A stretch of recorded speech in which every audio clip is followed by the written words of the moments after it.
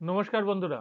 আজকে একটা ভীষণ ইম্পর্টেন্ট ম্যাচ আছে, সেটা নিয়ে আলোচনা করব। Bangladesh versus Sri Lanka, third ODI. সেই ওডিআইটার ওপর ডিপেন্ড করছে কে সিরিজ জিতবে। গত ম্যাচে বাংলাদেশ ভালোভাবে জিতেছে। ভালোভাবে জিতেছে মানে শ্রীলঙ্কা খুব খারাপভাবে ব্যাট করেছে, সেটা বলাটা বেটার। বাংলাদেশ ভালো বল করেছে। অবশ্যই আগের ম্যাচে বাংলাদেশ যে ভুলটা করেছিল ব্যাটিংয়ে সময়, রান আউট হয়ে এটা ওটা সেটা হয়ে, সেটা পরের ম্যাচে করেনি এবং ঠিকঠাক একটা রান করেছিল 248। মাঝখানে বাংলাদেশ মুশকিলে পড়লেও 248টা শ্রীলঙ্কার মাঠে মোটামুটি কম্পিটিটিভ স্কোর। শ্রীলঙ্কার করে ফেলা উচিত ছিল বলতে পারি। শ্রীলঙ্কার যা ব্যাটিং স্ট্রেংথ এই মুহূর্তে, তাতে করে ফেলা উচিত ছিল। বাংলাদেশের সেদিনকে তাসকিনও অ্যাভেলেবেল ছিল না, সুতরাং বাংলাদেশ বোলিং একটু হলেও দুর্বল ছিল রেগুলার বোলিং এর থেকে। তো তারপরেও বাংলাদেশ ফল্টার হয়েছে, এই সরি শ্রীলঙ্কা ফল্টার। আর বাংলাদেশ একটা ভালো জয়লাভ করেছে, তাতে সিরিজ 1-1। আজকে তাসকিন আহমেদ হয়তো ফিরে আসবে, খেলা হবে পাল্লে কেলেতে, সেটা সব ঠিক আছে, কিন্তু একটা ঘটনা আজকে ঘটতে পারে, সেটা হচ্ছে বৃষ্টি। বৃষ্টি যদি আজকে না হয় তাহলে খেলাটা মারাত্মক ভালো হবে এবং আমরা খুব সুন্দর একটা ম্যাচ উপভোগ করতে চলেছি। কিন্তু বৃষ্টি এসে যদি সব নষ্ট করে দেয় তাহলে তো ব্যাস শেষ।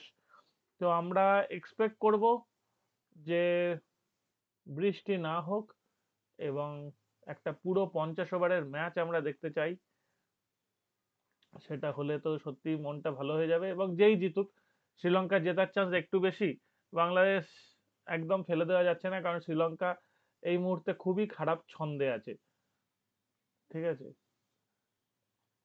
সেকেন্ড ওয়ান ডে তে দেখুন 248-এর এগেনস্টে ব্যাট করতে নেবে কুশল মেন্ডিস 20 বলে 50ও করে দিয়েছিল। সেইখান থেকে শ্রীলঙ্কা ম্যাচ হেরে যায়। সুতরাং সেটা একটা অদ্ভুত ঘটনা। আর শ্রীলঙ্কার মোটামুটি একই টিম থাকবে। হাসারাঙ্গা ভালো বল করছে, থিকসানা সেই ছন্দে নেই যে ছন্দে থিকসানাকে আমরা আগে দেখতাম। আর বাংলাদেশ আজকে যদি টাস্কিন ঢোকে তাহলে বাংলাদেশের বোলিং আরেকটু বেশি শক্তিশালী হবে। বাংলাদেশের ব্যাটিংয়ে এই জাকির আলী মোটামুটি ঠিকঠাক ব্যাট করছে। এছাড়া আগের দিন লোয়ার অর্ডার ব্যাট করেছিল, কিন্তু আপার অর্ডার হোঁচট খেয়েছিল। তো দেখা যাক আজকে। না, এই এ ভালো ব্যাট করেছিল, ইমন পারভেজ হাসান ইমন ভালো ব্যাট করেছিল। তো আজকে দেখা যাক যদি খেলা হয় তাহলে কোন দিকে গড়ায়। আর আশালঙ্কা খুব ভালো করছে।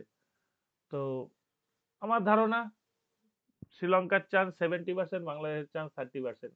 চলুন আরো একটা ম্যাচ নিয়ে আলোচনা করে নিই, সেটা হচ্ছে south Africa versus Zimbabwe test. Second test, দুদিন মাত্র খেলা হয়েছে, তাতে জিম্বাবুয়ে 405 রানে ট্রেল। শুধু তাই নয়, সেকেন্ড ইনিংসের একটা উইকেট খুইয়ে 405 রানের ট্রেল। আর বাংলাদেশের এই সরি বাংলাদেশ বলছি, সাউথ আফ্রিকার ক্যাপ্টেন, এই ম্যাচের ক্যাপ্টেন উয়ান মাল্ডার, তিনি 334 বলে 49টি চার এবং 4টি ছয়ের সুবাদে 367 রানের একটা ঝকঝকে ইনিংস এবং নট আউট অবস্থায় ছেড়ে দিয়েছেন। তিনি চাইলে কিন্তু 400 রানের লাড়ার বিশ্ব রেকর্ডটা একবার চেষ্টা করে দেখতে পারতেন, ছুঁয়ে দেখা যায় কিনা, কিন্তু তিনি সেই চেষ্টা না করে ব্যাট ছেড়ে দিয়েছেন। এটা একটা ভীষণ বড় জেস্চার। লারার রেকর্ড অক্ষত রাখতে তিনি চেয়েছেন, কারণ তিনি যখন ব্যাট ছেড়েছেন তারপরে জিম্বাবুয়ের এক ইনিংস অল আউট হয়ে গেছে 43 ওভার খেলে, তারপরের ইনিংসেও 16 ওভার হয়ে গেছে। তার মানে মোটামুটি 60 ওভারের কাছাকাছি খেলার সময় ছিল। অ্যাকচুয়ালি তিনি লাঞ্চের মুহূর্তেই খেলা ছেড়ে দেন, তিনি আর বেশি এগোতে চাননি। এটা একটা ভীষণ বড় জেস্চার। ক্রিকেট প্লেয়ারদের থেকে এরকমই জিনিস আশা করা যায়। ক্রিকেট তো ভদ্রলোকের খেলা, সেখানে এই চূড়ান্ত একটা ভদ্র ব্যবহার মারাত্মক লেগেছে। আমার কাছে খুবই আশ্চর্যজনক লাগলেও খুব ভালো লেগেছে যে এরকমও মানুষ হয় যে সারা জীবনে আরেকবার 300 করতে পারবে কিনা তার ঠিক নেই, কিন্তু একবার 367 করেও নট আউট থেকেও খেলা ছাড়া যায় এবং যেখানে টাইম অফুরন্ত এবং জেতা নিয়ে কোনো সংশয় নেই যে ম্যাচে, তাও তিনি ক্যাপ্টেন হিসেবে এই কাজটা করেছেন। ফার্স্ট ইনিংসে তিনি বলও করেছেন এবং 2টো উইকেট নিয়েছেন। অসাধারণ বলা যায় যে পারফরমেন্স।